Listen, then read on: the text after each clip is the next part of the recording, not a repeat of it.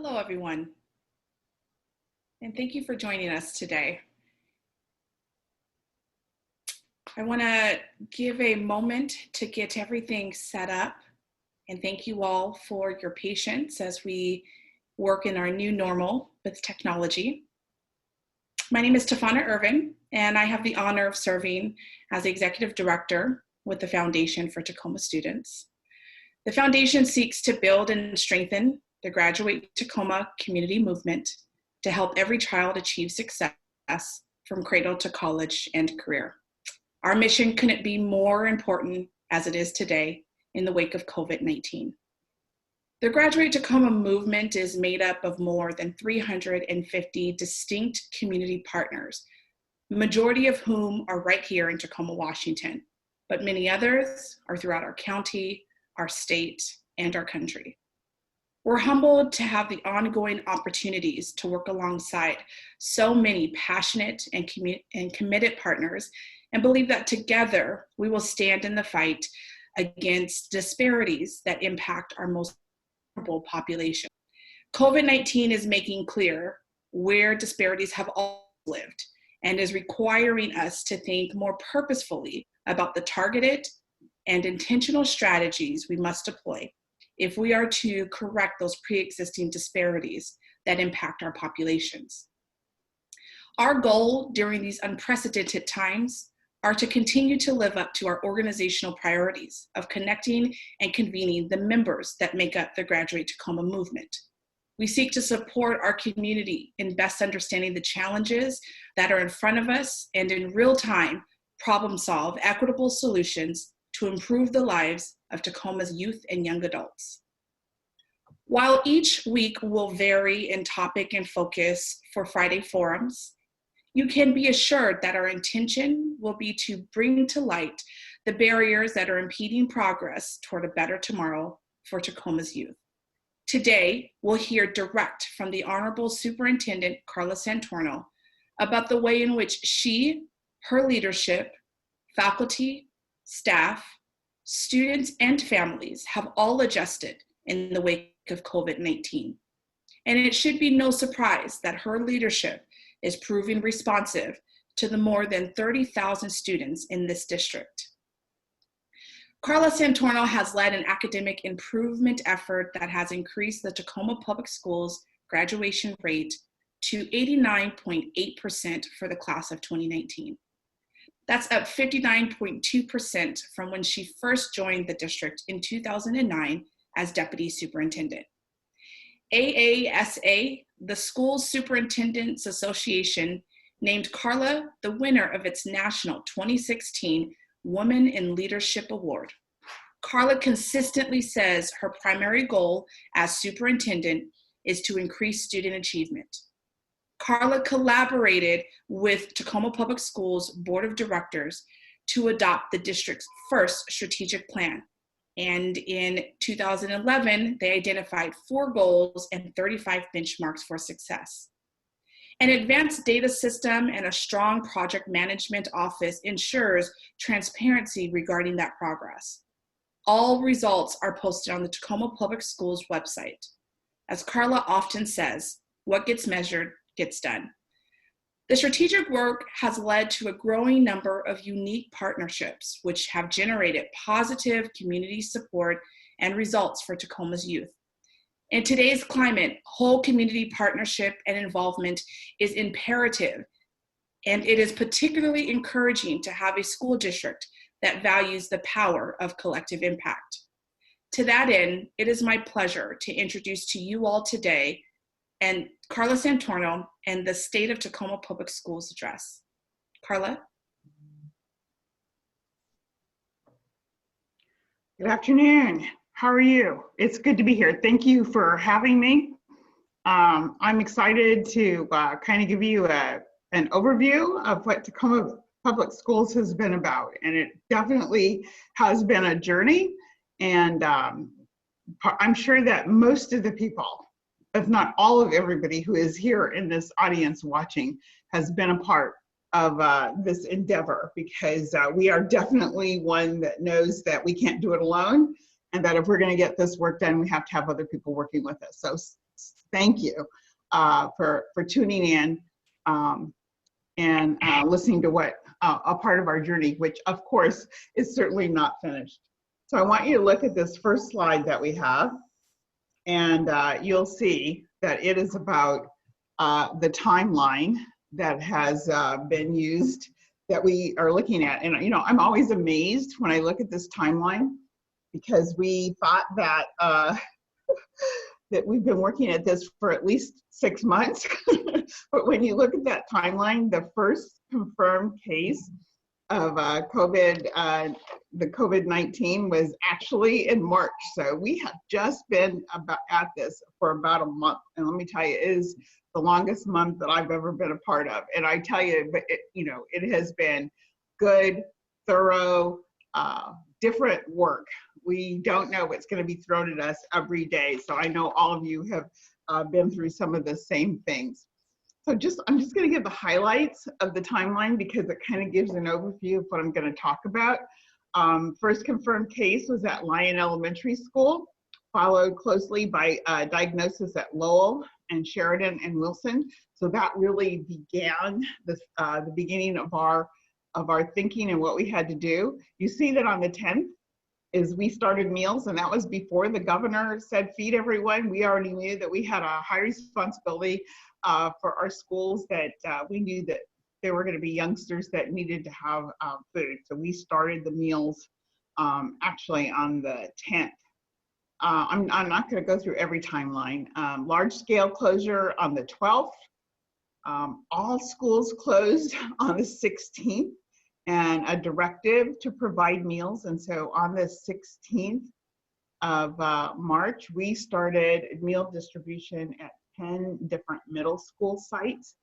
And that took a huge amount of organization. I know others have been through the same thing.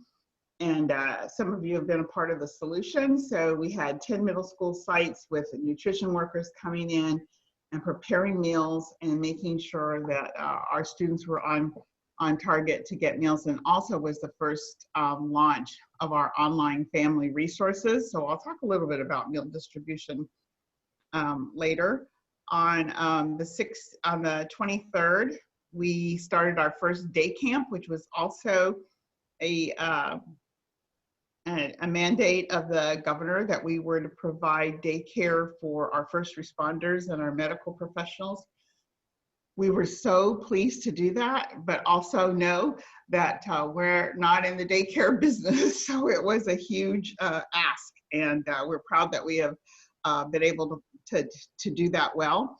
The 16th was also the day that we launched our online family resources designed to be aligned with standards, and we'll talk a little bit about that later, but I want you to know that that's the day that launched. And then on the 23rd, the day camps opened. And on the 24th, we launched a new distribution of printed packets to help parents with educating their students at home. And on the 26th, on direction from our state superintendent, we expanded our opportunities for students and had teachers and schools develop remote learning plans. And then I will also talk about a little bit about distribution of laptops, and also we were definitely influenced by the April 2nd and April 6th. So those are the things I'm going to talk about. I'm going to talk about daycare. I'm going to talk about food. I'm primarily going to spend most of my time talking about what we've done to enhance student learning during this time. And of course, that will include a conversation about graduation. We have graduates out there, I hope, that are on this line listening to what we have planned and what we want to ask from you. It certainly has to do a lot with technology. What are we doing to get our students ready technologically for this new, this new environment? So if you look at the next slide, I'll start with feeding our children. And so we have been, feeding students since March 10th. This actually is a picture of our daycare, feeding at our daycare, because we were doing that if you see that figure, yes, it's the truth. That we have served so far 195,522 meals as of April 7th. And we asked the USDA for permission to provide a lunch and a breakfast in each one of the bags. And they gave us permission to do that. So we are able to deliver 2 meals in a bag every day. If you look at the next slide, there's a picture of distribution. So we started at Lyon Elementary School, went to those first additional 3 closures, then expanded to the 10 middle school sites, and got information from our community partners and from our community and from parents that there were certainly, we had lots of children who couldn't get to the 10 middle school sites. And if you think about it, if you have a feeder school, you probably have some of those students that typically come by bus to their middle school. So then we added 40 bus routes with 120 stops. And I love that list. So they're stopping at businesses, at apartment complexes, and elementary schools to make sure that we have taken care of our students. So it's a big endeavor. We couldn't do it without a myriad of folks that are coming to those sites and helping, including, we have all of our employees in lots of different positions helping to distribute food and helping to distribute packets, which I'll talk about in a minute, that are also at those sites. So we appreciate that so much. So really a big nutrition effort. And we've had plenty of partners that have called and said, hey, we want to help. We're using our own personnel to deliver this. And for a lot of times that gives our people jobs. And so we haven't needed a lot of volunteers, but we're now starting to get other partners that are saying, hey, we can contribute food, or we can have, we've had other partners that have said, we can give a dinner, or we can give weekend meals. And so I want you to know, I can't list all the folks that have come forward and said that we can help with meals. And we're pointing them in a direction and getting different sites in different places where parents can pick up additional meals. And I feel like as this goes, this crisis, extends, we're going to have more times when we need to have, when we have to have that kind of help. The next slide really just gives you an opportunity to look at how that trajectory of feeding students has increased over the time. So the next slide is just meals served by week. And it's a graph that just shows you how much that has grown over the time. Okay, so let's talk a minute about day camps because like I said, that's not something we've done before. And to go from no daycare experience, and notice this does say day camp because we don't meet all the, all of the restrictions that you have for daycare. And of course, we've had to maintain social distancing, which you can imagine is pretty difficult when you're talking about students. But you'll see just in this picture that we have people signing in. That's a nurse who's taking temperatures of the kids and staff when they come over. We have partners, and this is where I am so grateful for the relationship that we have with the partners in our city, and the brokering that the foundation has done for making sure that these are people we know. So it's not like, do you know person from multi-care that we can talk to? We know folks from multi-care.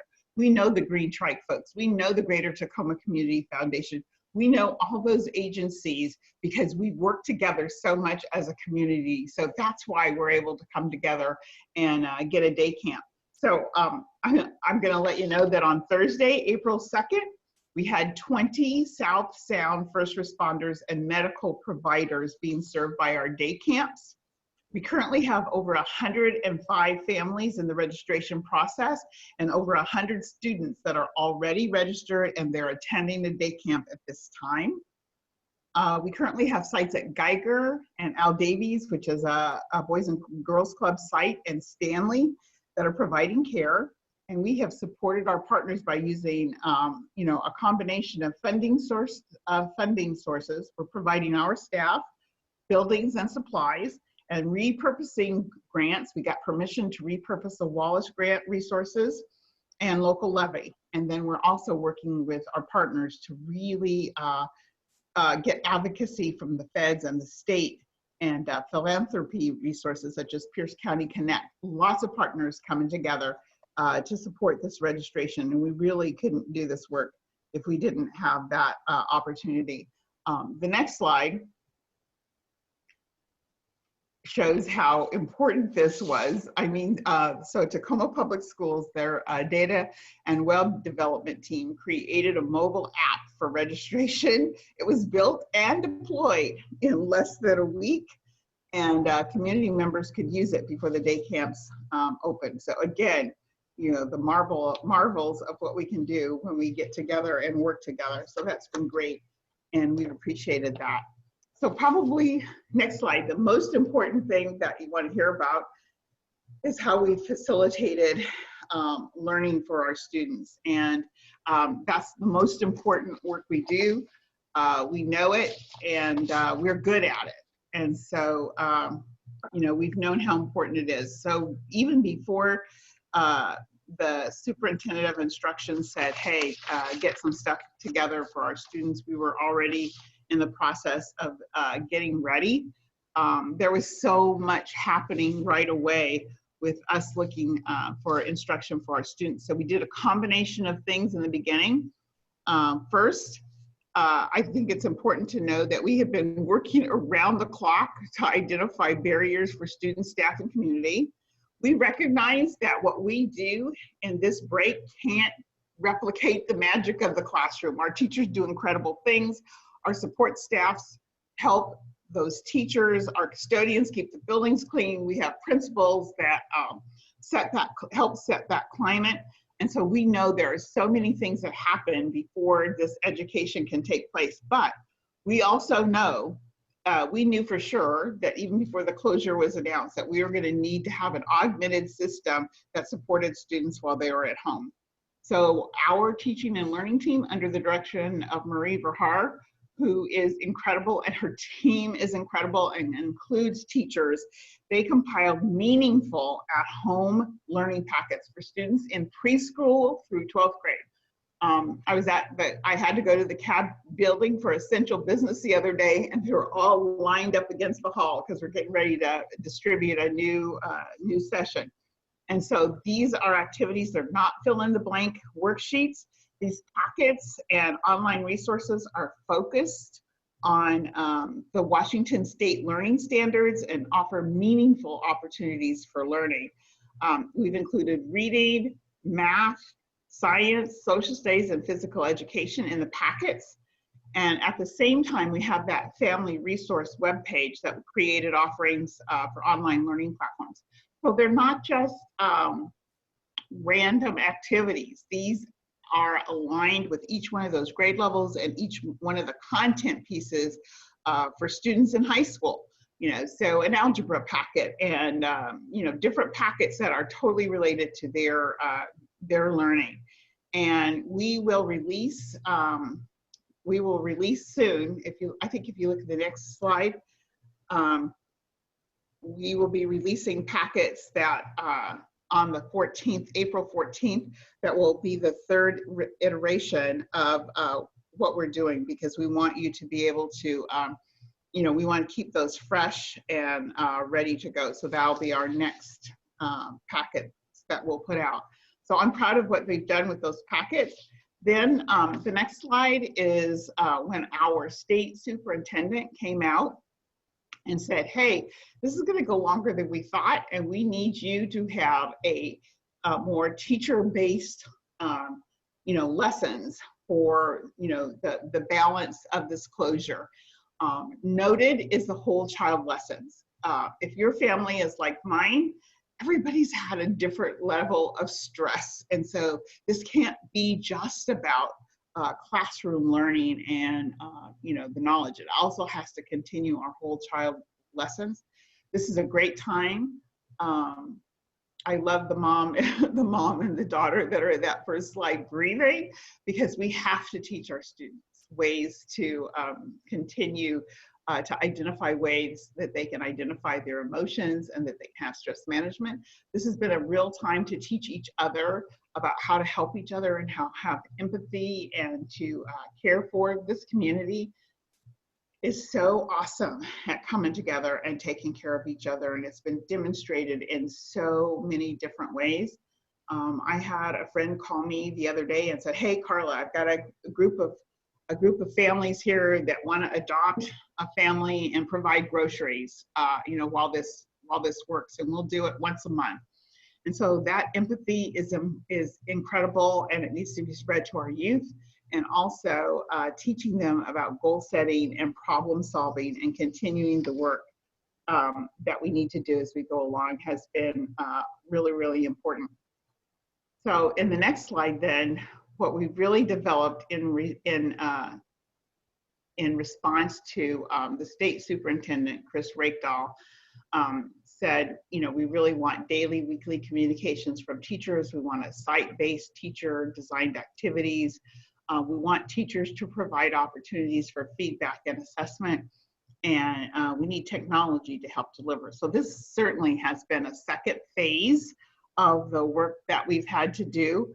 And this is to enable students to practice and to learn at home. So starting 2 weeks ago, we developed frameworks, that one for elementary, one for middle, one for high school, devised and augmented and taken care of by our principals and teachers at each one of those levels.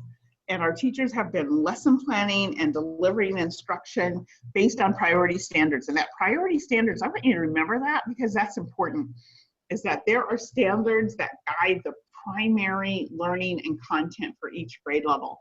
And if you make sure you get those, you're giving your students a good foundation for moving to the next grade level. So we want to make sure that they have that experience, and that's what our teachers are really focusing on.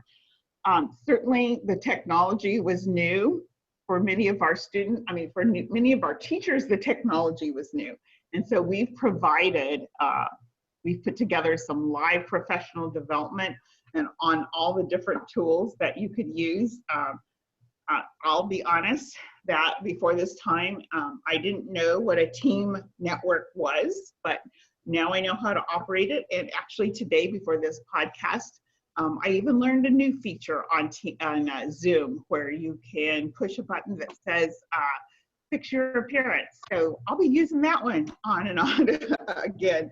So anyway, I'm proud to report that we've had 2,000 teachers engaged in these learning opportunities. So what have teachers been doing? Number one, they've been delivering lessons grounded in the curriculum resources and district provided family resources. And they've used those printed packets as a place to ground their students with that. They've been communicating at least one priority standard with the learning activities per content. They've included directions at the teacher's discretion about how the student will return their work, different ways to do it, via email, during Microsoft Teams, or maybe another approved electronic application or alternative format. You may be asking about IB and AP. I know you have questions about our graduates, so I'm going to talk about them. But all AP and IB testing is being facilitated. Graduation requirements are being met, and there's formal ways to communicate with staff via email and phone, and many staff and schools are doing more. I heard of a band teacher who is sending videos to his students and saying, here's the music that you have to be able to play by the end of the week, and here's what you should practice and look at. So there's lots of things going on to help our students in that arena, and everyone's got a part of it. It's our counselors and our social workers are working with some of our students that have disabilities. Our ELL teachers are meeting once a month and talking about different strategies for getting translations to students that need it, and make sure that they're ready to go to the next step. One of the things that's come up quite a bit is just the whole, I'll start talking and I'll forget all about the slides, sorry, is distance learning. And we want to make sure that our students have an opportunity to, we want to talk about what distance learning is. And tonight on our on our webpage. We didn't get it in time for me to put in the slide bank, but that we'll talk about what distance learning is, because it's not just online education. A lot of teachers, a lot of parents have written and said, I want my student online all the time. Yes, there are online classes that might be appropriate for a graduate who wants to catch up on, that needs to finish a credit. But we don't want kindergartners sitting in front of a computer 6 hours a day, on an online lesson. So it's not, distance learning is not a replacement for physical school. It's not an online school that's just digital, and it's not being in front of a computer all day.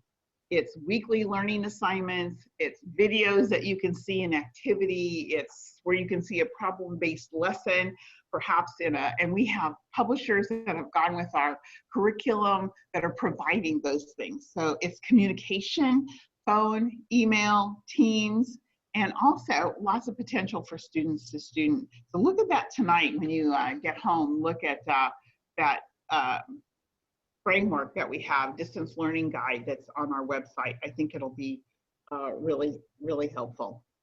Okay, if you look at the next slide, one of the things that's become really important are devices. I'm going to be frank, we were not on a one-on-one device trajectory. There are some districts that, that has been a priority. It has not been a priority in Tacoma. We have technology accessible in our schools, and we have lots of ways and times for students to practice on their computers. It is only in this situation that we totally understood that it was time to get devices in the hands of all of our students. So we gave away over 2,000 devices in a day and a half. And then we understood that there's a bigger need than what we thought. Certainly right in line with that question about the devices is internet connection. And a lot of you submitted questions about the internet. And our honest answer is I've heard everything from hardly anybody needs a internet connection to, there are thousands of students that need it. So we just started a survey on April 8th. And if you're in Tacoma and you haven't filled it out, please get in and fill it. We want to know exactly what the need is so that we can go forward. We're not the only ones with this problem. As I talk to superintendents across the state, we all are being surprised with the amount of technology access and devices that our students do not have. And there are sincere problems. If you have 5 children, then even if you have internet, you probably don't have the capacity to have everybody on their own device all at one time. So this is a huge issue. It's clear that it's an equity issue that exists across our state, and my guess is it's across the country. So we need to understand the need and figure out what we need. We are working diligently to see how we can get more devices in the hands of our students, and to make sure that they're that they're in a place where we can track and utilize them and that also. We've got a connection problem, and I have talked to district superintendents that have the resources, and they will buy hotspots for all their students, and they're not available. They're simply not there. And so we need help with the city and the state. We've asked our governor and our state superintendent to help us in this endeavor. Let's figure out this connectivity issue so that we can take care of it for our whole state. Because if we're going, my guess is this is not the last time that we may have an issue of this type, and we definitely want to be ready. So we are working to get the device issue taken care of and to make sure our kids have access. And also we know that, and I'll talk about it, we know that it's going to be something that we have to take care of when we come back. Our kids need devices. This is a state issue, and we need help solving it, and we'll work on it. The next slide, I'm sure that a lot of you have questions about graduation, and there's been lots of different issues that have been put out there. How are we going to grade? How are you going to tell if a student gets credit? what credits are going to be waived. And the bottom line is that there is not a blanket, I think the wrong approach, let me put it that way. The wrong approach is to give a blanket answer for every one of our, for a blanket group of our graduates. If you're a graduate and you're listening to this webcast, I want to tell you that I am so sorry. I regret this so much. And I know that there is so much grief that goes along with losing at this time, looking like you're losing this rite of passage. You deserve it. You worked for it. 13 years of work. And so I just want you to know we are going to do every single thing we can to celebrate you and to make sure that you get the recognition that you deserve. So the first thing we're doing is our high school principals and counselors and teachers are tasked with analyzing the path of every graduate to find out what they need. And so, it makes a difference if you're lacking a PE credit than if you're lacking a math credit. And so every senior, we have to do a specific gap analysis and make sure that they have what they need to get where they need to get to to graduate. We are talking to the state colleges and community colleges and tech prep places to find out what kind of grading we need to do. We've gotten guidance from the state, but it hasn't been clear and it's changing. So the reason I haven't put out definite guidelines about grading is I want to make sure that it's in compliance with what our state superintendent is going to dictate. So, but I am determined that if you are headed to Harvard and you need a grade, we want to make sure you have what Harvard's going to accept. And that if you're on an athletic scholarship and you need a grade, we're either going to work with the institution that says that and make sure they get what they need, but we are working for seniors. The other thing is we certainly have plans for a virtual graduation. I can practice my speech that I will pre-record that makes sense that it goes when you have your virtual graduation for your high school.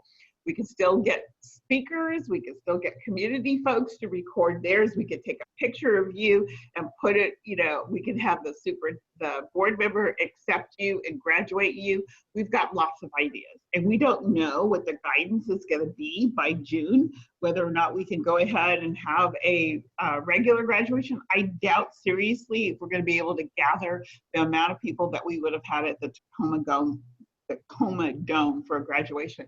But, that may not preclude smaller groups outside, and it won't preclude a virtual graduation.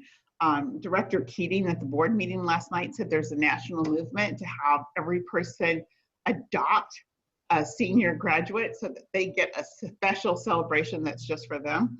And I think that I'm going to follow up on that and see what that looks like, because I think that's a great idea to have our seniors get a special celebration.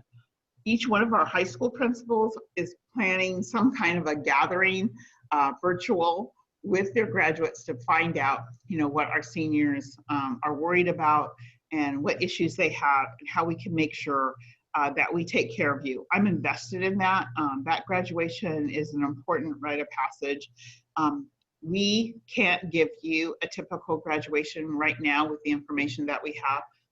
But we can give you a celebration, and we're gonna really we're gonna work at that and make sure that you have an opportunity, to look at it. I don't know. I have no clue how we would ever do a prom. I'm just going to be really clear about that. But I don't see a prom, but we'll see what we're doing. The next slide is, what does that future look like? And so, we've been changing this train while it's on the track. And it means that there are so many different things that we've had to pay attention to. So what is that? Graduate recognition. Second thing is summer programming. So if we're still, in stay at home, then what does summer programming look like? Maybe it's a continuation of what we're doing right now. If you are a senior and you need I'm making this up, you need a science credit, there's a good chance we can get you in online summer programming. The other thing is we're going to extend the amount of time that you have, to finish those credits for graduation. If you're an ELL student, we want to provide time for you to get together and, in a team meeting to practice your English and working together. So there's lots of every different department is working on what summer school should look like. But again, we're looking at two different scenarios. If June comes around and it says, okay, we're going to relax the number of students or the number of folks that can be together in a group, then if we have 10 students that can get together in a group, we can do a better job of summer programming. But we are looking forward to what we can do in the summer to start to make sure that students have their full realm of summer programming so that they get their full standard for their grade level. I was in a virtual group the other day that was with Dr. Chen, who is the head of the Pierce County Medical Health Department. And I wanted him to give me a definite answer about what the fall is going to look like, even though I knew that he doesn't have a crystal ball. And what I have to be ready for as a superintendent and our teams is that we don't know what the fall is going to look like. We don't know if we're going to still be in a stay home order and we're going to continue to get more sophisticated at this, at this remote learning, distance learning, or can we come back to school, but we'll be in a different kind of framework where we have to be more careful about, social distancing and looking at that. What will the fall look like? And so we know that we've had to look at several different scenarios. We don't think it'll be school as usual, but these are the things I do know, is that students are going to have an increased access to devices because we're going to make sure that we're ready for any time. We're going to really review our curriculum maps to build in instruction, review, and practice on critical standards so that our students can have what they get when they miss during the closure. We're going to try to make sure that we have looked at all the summer school options so that we can make sure that we can offer intense makeup sessions for our students. We know that our schools may have different practices. If we have to come back to school and we're still under social distancing order, then lunchroom lines and big lunchroom groups and playgrounds and bathrooms and all those are going to look differently. And so we're working on that.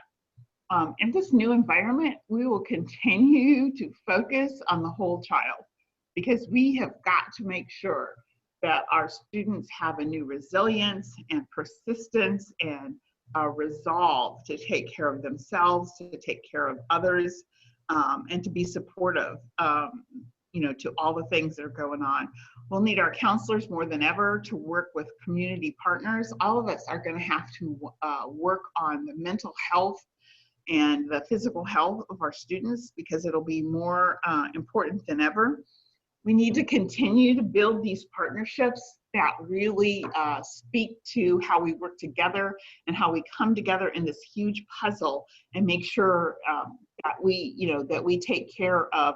And what I'm finding is that all these efforts, of course, we know that bleed over into each other. It's not just about learning. Students have to have food. They have to have a house. They have to be physically well. All these services that we provide our students have to work together. And so we're going to have to continue how to bring that together and focus on the whole child and the whole educator and the whole parent as we go through. And then finally, that taking care of our TPS family. And what I mean by family are our parents and our students and our community folks. This pandemic has had an influence and a work on all of us. And so we're going to have to figure out what's important to me is that, everybody's working. I've heard things about people saying, oh, well, they're staying at home and getting paid. That's just not true. I asked my human resources person to make a chart of all the employees that we have and what they're doing. And while there is a rotation and there may be a time where a person gets to stay at home a couple of days or on their resource, but even on their resource week, on their, at home, they're still building lessons. And we have teachers that are working every week to do the same work they did before. And I think, I don't know, it depends on your own learning style and your own working style. But this working at home for me has been the hardest thing I've ever done. And it's just continuous, and it goes on and on. The other day, my husband came up to me and he goes, when he comes into the office and he says, hey, when you coming home from work? And I looked down at my watch and it was 7 o'clock. And, I've been in my seat at that desk all day long. So things look different, and we have to learn how to work differently and take care of all of us. And I'm convinced that we're going to take care of this, and we're going to come through this, and the way we're going to do it is work together. So thank you for letting me talk to you way too long. Thank you. Thank you so much, Carla. And wow is all I can say on many fronts of what you and your staff and others are doing to try to respond, and how incredible not only is it to see some of that in printed format, but really just to hear from you the passion that you have, particularly for addressing current seniors and making sure that they get what they need in such a time. We're really thankful for your honesty and sharing. We've had some questions come in. Many folks asked questions as they were registering, in which many of those questions have been answered here. I mean, we talked a lot about not doing a blanket slate for graduation because it's not fair and doesn't make sense necessarily. You also talked about what it might look like in a revised summer learning type of format. And so all of those things are still to be determined. But a couple other questions have come up, and I'm curious your thoughts on this. One is around the idea that people think that every class should be online given this new format we're in. Can you describe what distance learning may or does look like now? So distance learning is really, and I want you to look at that handout that we have. I have a copy of it here, but we don't want our students sitting in front of a computer all day long. And if your vision is, is that you're on an online course, and some of us have taken online courses, and it's writing, and even then you have an opportunity usually to go into a chat room and talk with other people. I don't have a vision of a kindergartner sitting in front of a screen, for 3 or 4 or 5 hours a day. And even when I go through classrooms and I watch students, doing their work, they're interacting with their peer, next to them. They're talking to the teacher and she's checking on them. So distance learning means a lot of different ways to do your learning and education without being in a schoolroom with other students. So it's email. We have teachers that are sending out email in the beginning of the week saying, hey, here's all the things I want you to do. I want you to go out and I want you to do 10 push-ups, 15 sit-ups, 11 this, and pull-ups, and we want you to work on that. And so that's distance learning, making sure you do it. And we have music teachers that are saying, here's the song, here's the music, I want you to be able to play this bar by the end of the week. And so it looks so differently. Now, we have high school teachers that have gotten a group together and are doing a class, and they're interacting, or they're showing an experiment. Let's face it, advanced chemistry is going to look different than it does, in a classroom. And so what I love is that I have teachers that are being creative and problem solving and really working to come together. And it's not easy. If you've watched any of the comments on Facebook about teachers that are doing this distance learning, it is not for the weak of heart. It is hard. Just like it's hard if you're a parent all of a sudden thrust in this role, that you're doing the work at home. It is hard. And so we've all got to learn about, what that looks like and how it works. And we're committed to doing it together. But it is not the same as a classroom, and it's not just sitting in front of a computer and doing an online course. Even though that online course may be another type of distance learning, but there are so many different variations of what that looks like, and we want people to understand that. Now, I've heard stories of schools And we know we've got different platforms in the state where you don't have to go to a physical building ever. You just do this, like I think one of them's K-12 online, and you do that. But on the other hand, they're still interacting with the teacher, and they're getting some time when they sit, and they also their parents are coming together and having online times when they talk about how they can reinforce that. We're social beings, I am, and so I think it has to do with coming together. That being said, I'm not saying that we're not going to be in a different place and we're going to be doing more kinds of remote distance learning. And, I think this was an opportunity for us to say, yeah, we've got work to do to get devices in every home and to get connectivity, relevant, working, functional connectivity in every household. And I've heard people say, well, everybody has internet. I've got a 30-year-old son, and he does not have internet. Now, he has a phone that he does remarkable things with it, but I don't think he could take an online class on that phone, and so, we've got work to do to get access to, to everybody in the system. Yeah, I love that, especially because my husband is really excited about being a PE teacher every day, and you should see him out there with our kids. Another question that came in is around your thoughts or your leadership's thoughts around whether students will have to repeat a grade, the current grade level, if perhaps a suitable rite of passage isn't identified. What are your thoughts there? No. No. Everything I said about making sure that teachers identify priorities and understand the key concepts and the key knowledge and the key skills that students have to have, that's what our teachers are doing. That's what they do.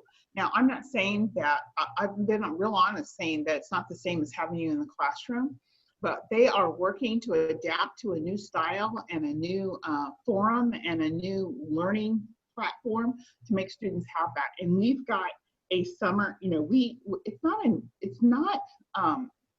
not unusual for us to have, we've talked a lot about that summer gap, that when students end at the end of the year and they come in the fall and they've lost some of that learning, and we have teachers that reconcile to that. Our CAP planning, the work that we've been doing with looking at specific learning is specifically designed to help our teachers figure out where kids are and to accelerate their learning. And so with key concepts, we'll make sure that they have the key concepts they need to go to the next level. There is absolutely no reason to retain a student because they lost learning. And our biggest example are our graduates, because they don't have an opportunity to go back and pick this up. And so it's on us. It's on us to give, just like it always is. This isn't unusual. I can't tell you how many times I've been to graduation where I've had the principal come up to me and say, see that kid over there? He finished his last class at 3 o'clock this morning. This whole endeavor is difficult for those students that were like me, which means they procrastinated and left everything to the last minute because they're kind of in a panic. But we're going to take care of them. Excellent. And you talked about that standardization. Is that the K-12 prioritization standards that they can find on your website? Excellent. Another question is around how community organizations can best support families as they endeavor to homeschool with TPS resources. So that's a hard question because everybody needs something different. What I'm gonna work on is providing more support for families to let us know what they need. Amanda Scott Thomas is in our community office. I spent some time talking with her last week, and she's getting a number of calls from parents that say, I need help with this or I need help with that. So what we need to connect them with, our volunteers, is we need to connect them with a family that's having a specific issue or problem. We're trying to do it with our teachers and our other staff, but I think there will be a place, now that we know this, we're in this for the long term, where we can have volunteers, and especially if you're connected, if you're Peace Lutheran and you're connected with some students in the community, that we get you connected so that you can provide some help. If we latch on to this idea of supporting the senior, then there might be opportunities for people to volunteer to say, okay, I'm going to take on, this senior and make sure they're ready to go. So we need to have a place where people can call and get answers. I know Amanda has fielded a lot of those, and I hate to say call Amanda because she'll probably kill me, but I'd like to get her some resources, even if it's volunteer resources, to link folks from what they can do to a place where they can help. Excellent. What are you most encouraged by from Tacoma educators so far? I'm gonna get emotional because they've been resourceful, they've been enthusiastic, they're motivated. This is tapped into every creative problem-solving bone in their body. And when I hear the stories of what teachers are doing and how they're connecting with kids, we find out in the system that we have a lot of numbers that don't work or fake addresses. And so all of a sudden we're confronted with a problem where there's not really a student there and we don't know where they are. And we have teachers out there driving streets looking for kids that were in their class that they don't know where they are. One of the things I think that Tacoma does so well is that we have, a seamless, we have a real seamless group. People work together across capacities. So, I have people fixing lunches that are nutrition workers, but I have people, on the lines that are distributing lunches, that are paras, that are office professionals, that are certs. We have people coming together to support everybody. And I think it's because we had this environment before that it wasn't okay to be siloed and just do your thing and not know anybody else. And the other thing is we could not have pulled off, I think I said that, we could not have pulled off this daycare thing if it wasn't that I know Tanya from the Children's Museum, and I know Lois Bernstein from Multicare, and I know Sean Silver from the parks. We've had lunch, we've had dinner, we've had coffee, and all these folks come together, and I get the chills thinking about how well and how orchestrated and how fast the work came together. We rock, all of us, we rock. Absolutely. Final question here is, do you expect the economic, social, and educational impacts of coronavirus will affect the school district's budget for next year? Yes, it will. The state superintendent has been clear. And I wish, if I had a big wish, it would be just tell us what the numbers are so we can start dealing with it. But nobody knows. There's so many, we're applying for every grant, every relief, every federal help that we can get, but we don't have any answers right now about whether we're going to get it. And so, yeah, there will be, we're spending, I'm going to probably mess up this number, but we're spending over $100,000 a week in daycare costs. So the expenses are exorbitant, and yes, it's going to have an impact on our bottom line. Strategically, we're pulling back like everybody else is. If you're like me, you've tried to at least have a two days off Amazon at a time, and knowing that you have to save money, and that if we're going to help others and if we're going to provide for others, then we're going to have to pull back a little bit on our own. And so we've got the same philosophy in the school district.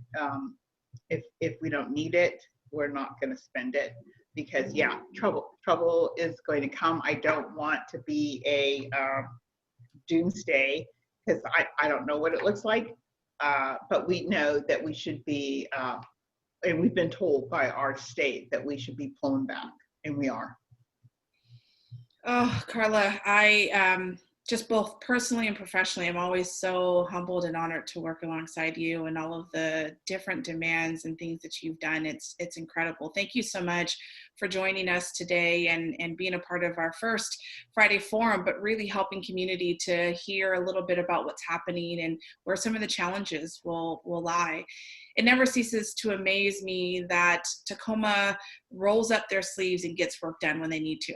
With so many contributing factors, the Tacoma Way is not easily quantified, but it is clear that our community, its partners, your school district, and a myriad of other ways are always doing what they need to do in order to ensure that youth and young adults in Tacoma are getting access and opportunity to what they deserve.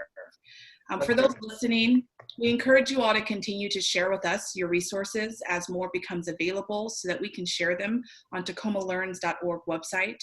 If you haven't heard, this new online database is a central hub for you to share for or search for rather, and share out community resources for Tacoma families and youth. Also, we welcome you to join in on this ongoing conversation, as Carla mentioned a bit today, around the digital divide that's impacting not only Tacoma or our state, but those across the country as we are switching to a new normal, and really help us to think about how we can identify and acquire reliable internet for youth continuing their educational journey virtually. Here at the Foundation, we are in the process of assessing available Wi-Fi hotspots, and we can build a stronger infrastructure for families with low internet speed, but we'll need all of you to help us in identifying where the opportunities lie. So for businesses and property owners, we ask that you contribute to the public Wi-Fi open access for Tacoma Public Schools. You can learn more about what this will look like and what we are seeking by emailing us at info@graduatetacoma.org. And for everyone else, we would love to hear from you all directly about the topics you, your organization, and the stakeholders you serve would like to see featured in webinars like this one. You can also email us at info@graduatetacoma.org. In true fashion, we're going to stick to time. It is 2 o'clock. We want to thank you all for taking time to join us. Take good care of yourself, others, and as always, be well.